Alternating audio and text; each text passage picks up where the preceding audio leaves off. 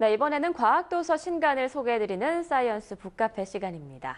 비밀의 숲 DMZ가 궁금하니의 저자 전선희 생태연구가 나오셨습니다. 안녕하십니까? 네, 안녕하세요. 네, 지금 이 책이 앞에 놓여 있는데요. 네. 비밀의 숲 DMZ가 궁금하니. 이 책을 쓰게 된 계기가 10년 전에 열린 그 DMZ와 관련된 국제 포럼에 참석하면서라고 들었거든요. 네. 그 당시 한국인들은 DMZ에 정작 관심이 없는데 외국인들이 그렇게 DMZ의 생태적 가치를 높게 평가하고 있었다고요?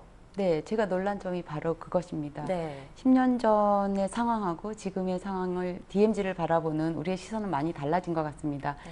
당시에 제가 관심을 갖고 국제 포럼에 우연히 참가하게 됐는데 제가 충격을 받았던 부분은 우리 땅이고 우리의 역사 속에서 만들어진 비무장지대 DMZ가 오히려 평소에 제가 알고 있던 어떤 생태 환경에 대한 것보다 훨씬 더 다양하고 네. 그 DMZ라는 거대한 벨트에 대해서 앞으로의 미래와 그리고 그 속에 사는 생물종들에 대해서 얘기하는 게 굉장히 충격적이었고 네. 그 사실을 보다 우리가 더 정확히 알아야 하지 않는가 그런 생각을 하게 됐습니다. 그래서 그때부터 드나들기 힘들지만 네. 여러 가지 마음을 먹으면 할 수 있는 뜻이 있는 곳에 길이 있다고 길이 생기더라고요. 그래서 수시로 드나들게 될 수 있는 그런 출입증도 만들고 네. 그래서 그 일주일에 서너 번씩 가서 사진을 찍고 기록하고 공부하고 조사하고 이런 일을 하기 시작했습니다.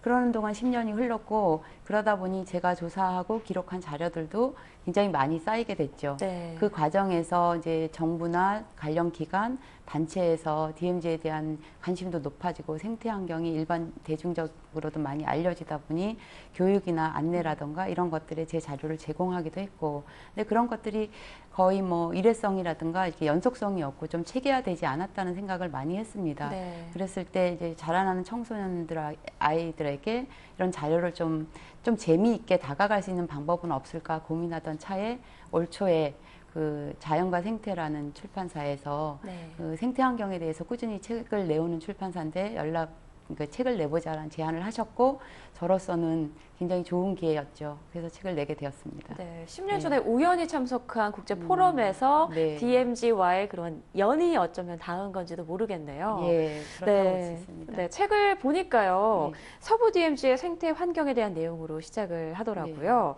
직접 현장을 좀 많이 다니셨을 것 같은데 직접 경험하신 그 DMZ의 모습 어땠습니까? 제 책처럼 네. 사람들은 DMZ에 대해서 두려움과 신비로움과 뭐 이런 많은 다른 생각들을 갖고 있지만 저는 그거를 하나의 비밀이라고 표현을 했습니다. 네. 그 비밀이라는 것은 다른 게 아니고 딱 들어가서 봤을 때는 우리가 70년대, 80년대 보아왔던 어떤 농촌의 풍경과 다를 바 없는 모습이지만 그 속에는 자연 스스로가 일궈낸 다양한 생명들의 생명체 공간이라는 그런 그 공간을 마련해 뒀다라는 것들이 비밀을 여는 코드가 될 수 있을 것 같습니다.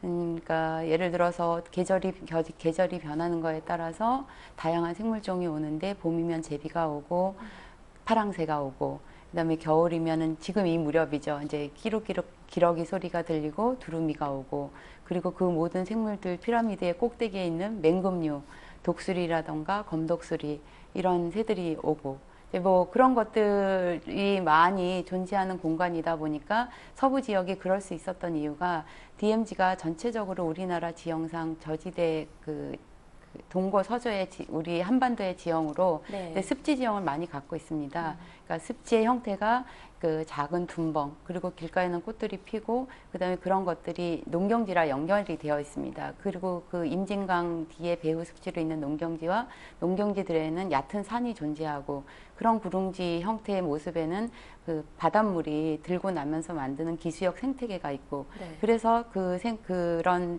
그 습지 생태계의 모습이 그 맹금류까지에 이르기까지 다양한 생물종들의 어떤 삶의 터전을 이루고 있는 것이 가장 큰 특징입니다. 네. 그래서 겨울에는 우리가 이제 눈밭에 두루미가 우리가 일반적으로 학이라고 부르는 새인데 그 두루미가 그 먹이 활동을 하는 모습을 지금은 어디 가도 볼 수가 없습니다. 네. 근데 우리 이쪽 그 DMZ 민통선 지역에 들어오면 그런 모습을 자연스럽게 볼 수가 있고 그리고 그 뭐 물총새가 물에서 어떤 그 먹이 활동을 한다던가 이런 모습들을 다 볼 수 있는 곳이기 때문에 서부 DMZ의 가장 중요한 특징은 그 생물 종이 다양하다라는 것, 그것을 사람들이 많이 알고 그것들을 좀 그 관심을 갖고 보존하려고 하는 노력을 해야 한다라는 생각을 갖고 있습니다. 네.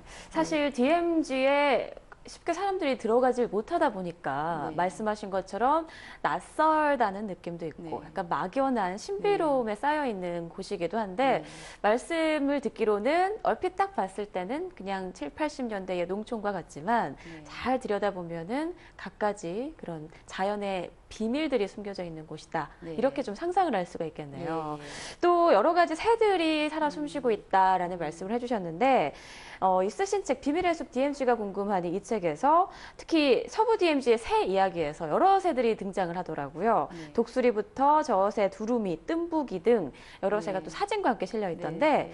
새 이야기에 대해서 좀 자세히 나눠주시죠. 그렇죠. 네. 제가 거기 지금 말씀하신 그런 새들은 다 멸종위기에 처한 새들입니다. 쉽게 알고 볼 수가 계셨습니까? 없는. 네. 이런 새들이 그 많은 곳이 앞서 제가 민통선이라고 얘기를 했었는데 네. 그 중에서도 특히 뜸부기 같은 경우에는 우리가 뜸북새 노래가 논에서 있죠. 울고 예. 뻐꾹새 숲에서 울고 그 자기가 사는 서식처의 환경을 얘기하는 거거든요. 네. 논이 있어야 뜸부기가 있는 거고 산이 있어야 뻐꾸기가 있습니다. 뜸부기가 그렇게 우리 동요 속에 나왔던 이유가 그만큼 우리와 가까운 그 동물이었다라는 것이죠. 네. 그런데 뜸부기는 지금 멸종위기 2급입니다. 사람들이 잘 모르고 있더라고요. 예. 뻐꾸기는 아직 뭐 멸종 위기에까지 처하진 않았지만 그런 뜸부기 같은 경우가 서식지가 그 논에서 먹이 활동을 하고 논두렁에서 번식을 합니다. 그런데 지금 이제 뭐 많은 제초제나 화학 재료들 쓰면서 그 풀숲이 제거되고 그래서 번식을 할 수 있는 터전이 사라지는 거죠. 그리고 네. 농약을 과다하게 사용하면서 토양이 오염되고 그런 조건에 의해서 뜸부기를 볼 수 없는데 민통선 지역에 가면 서부 DMZ 지역에 가면 뜸부기 소리에 뜸 하고 울거든요. 아, 그래요? 네, 그 소리를 들을 수가 있고 네. 뜸부기를 볼 수가 있습니다. 대개 이제 모 신기를 하고 모가 한 뼘 정도 자라는 6월 초에 뜸부기를 관찰할 수 있는 가장 좋은 시기인데 그때 저는 뜸부기를 만나려고 수년째 그냥 우는 시간이 있거든요. 네. 그 시간을 맞춰서 가더라도 한 뭐 거리를 잘 주지 않습니다. 위협적인 존재죠, 인간은 동물들에게. 네. 그렇기 때문에 멀리서 망원경을 보러 관찰을 하고 그런 과정을 통해서 이제 사진 기록들도 남기고 그런 건데 뜸부기의 예만 보더라도 우리가 얼마나 빠르게 우리 사회가 주거 환경부터 전체적인 자연 환경이 그 인문 환경 쪽으로 바뀌었고 네. 사람들의 삶의 모습에 따라서 자연과 우리가 멀어지고 있고 이제 자연을 찾아가야 되는 곳으로 여기게 되었는가 이런 생각을 하면서 참 안타까운 마음에서 저는 우리와 가까웠던 그런 새들 그리고 지금 멸종 위기에 처한 새들이 유독 이 서부 DMZ 민통선에 다양하게 찾아오기 때문에 네. DMZ를 알리는 방법이기도 하고 자라나는 세대에게 새 생태를 통해서 우리의 문화까지도 이렇게 감성적으로 전달받을 수 있는 부분이 많기 때문에 이야기 형식으로 새 파트에서는 저술을 했습니다. 네. 네. 아, 뜸부기가 뜸북 아니라 뜸 이렇게 우는군요. 네. 네. 실제로 한번 꼭 들어보고 정확한 싶은데. 농경지에 예. 그 모를 심고 나면 농부들이 일하는 시간이 낮에 별로 없거든요. 네. 근데 저는 그때 나가면 굉장히 고요해요. 그 정막을 깨면서 뜸 하는 소리를 듣는 순간 그건 현장에서 경험하지 못하시면 아마 느끼기 힘들 겁니다. 정말 귀한 경험을 하셨네요. 네. 그리고 사실 그렇게 오래되지 않은 그 해에 네. 오래전에는 그 우리와 굉장히 친숙한 그런 새였는데 지금은 정말 찾아보기가 힘들다는 게 정말 마음이 좀 아픈 것 같습니다. 네. 그리고 책에서 보니까 새 이야기에 이어서 들꽃 이야기로 또 넘어가던데요. DMZ의 꽃들도 뭔가 특별함이 있을 것 같아요. 특별함은 우리가 어떤 것을 보더라도 저는 우리가 특별한 마음과 특별한 시선으로 보면 그 아주 흔한 들꽃도 특별하게 내게 다가온다고 생각을 합니다. 네. 물론 여기서 제 책에서는 진달래 요즘 보기 힘들어지죠. 왜냐하면 야산이 사라지기 때문에 야산 양지 바른 곳에 흔한 진달래를 봤었는데 그래도 사람들은 정서적으로 진달래를 아주 친숙한 네. 저기 식물로 생각을 하고 있죠. 진달래나 소나무도 달았지만 제가 앞서서 얘기했던 서부 DMZ의 저지대의 어떤 생태, 습지 생태 환경이 중요하다 했는데 그 속에서 볼 수 있는 통발, 그 식충식물입니다. 곤충을 네. 잡아먹는 식물 여러분 아시나요? 통발이요. 네. 그 여러 가지 몇몇 이제 뭐 파리지옥이나 이런 것들은 아이들이 집에서도 많이 키울 거예요. 식충식물, 네. 곤충을 잡아먹는다는 그 특별한 어떤 의미 때문에. 근데 통발이 논이나 그런 둔방, 작은 물웅덩이 같은 둔벙에서 서식을 하거든요. 그래서 통발이 일단 대표적으로 민통선에서 볼 수 있다고 그 보여지고 네. 창포하면 저희는 어떤 생태공원이나 가면 꽃창포를 보고 그렇죠. 창포하고 많이 헷갈려 해요. 네. 근데 우리 고유의 창포는 소세지처럼 이렇게 열매가 달렸거든요. 근데 그런 모양, 머리 이렇게 뭐 단오날, 뭐 머리 창포물에 감게 머리 하죠. 감던 그런 창포며 이런 것들이 지금 거의 사라져 가고 있거든요. 산림청에서 지정한 희귀식물 목록에 올라가 있습니다. 두루미, 천남성이나 뭐 이런 것들이. 근데 그런 이유가 역시 우리들이 살아가는 이 터전이 많이 변화되었기 때문이에요. 근데 이 서부 DMZ에서는 그런 식물들을 이제 습지 식물들을 많이 볼 수가 있고 네. 이제 일반적으로 우리나라 어느 땅이나 식물은 우리가 살기 인간이 이 땅에 살기 이전부터 훨씬 전부터 살아왔었기 때문에 뭐 우리가 주변에서 볼 수 있는 꽃부터 시작해서 그 지역의 어떤 생육지의 특징을 나타낼 수 있는 식물들까지 다양하게 존재하죠.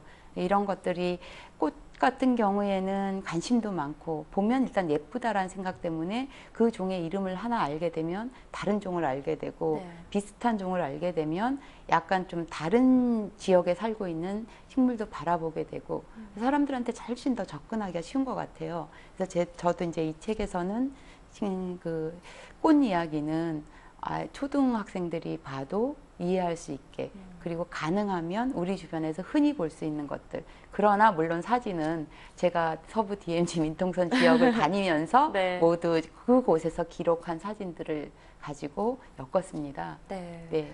이 책을 보면 DMZ를 간접적으로 그래도 가볼 수 있는 그런 경험을 또 하게 될 것 같은데요. 네. DMZ에 대해서 이렇게 연구하고 애정을 가지시면서 느낀 점이 굉장히 많으실 것 같아요. 끝으로 시청자분들에게 해주고 싶은 말씀이 있다면 좀 해주시죠. 그렇죠. DMZ에 대해서 제가 처음 관심을 가졌던 10년 전보다는 훨씬 많은 사람들이 그리고 많은 기관과 단체에서 활동을 여러 가지 다양한 활동들을 펼치고 있고 특히 올해가 60주년 DMZ가 생성된 지 60주년이다 보니까 다양한 형태들이 진행이 되고 있어요. 근데 저는 이 DMZ의 생태 환경을 통해서 지구의 생태 환경까지 고민할 수 있는 교육장으로서 아이들에 대한 교육장으로 활용하는 게 굉장히 중요하다고 생각을 하고요.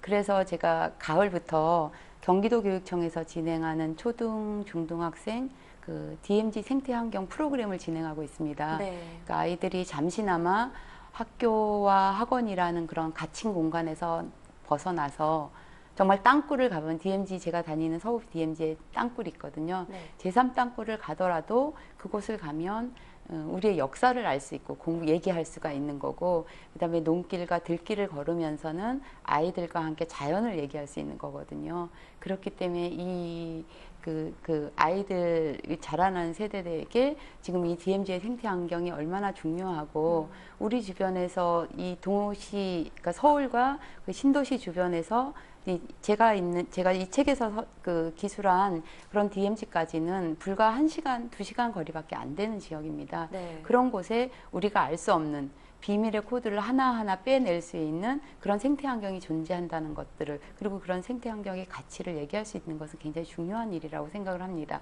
그래서 저는 DMZ가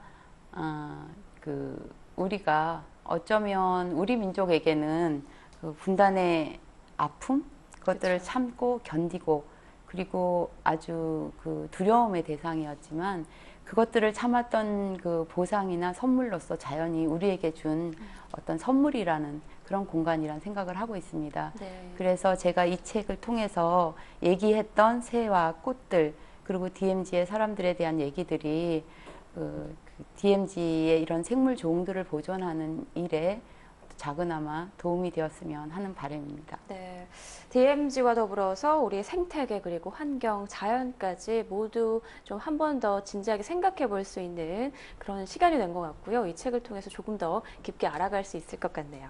네, 지금까지 비밀의 숲 DMZ가 궁금하니의 저자 전선희 생태연구가와 함께 했습니다. 감사합니다. 네.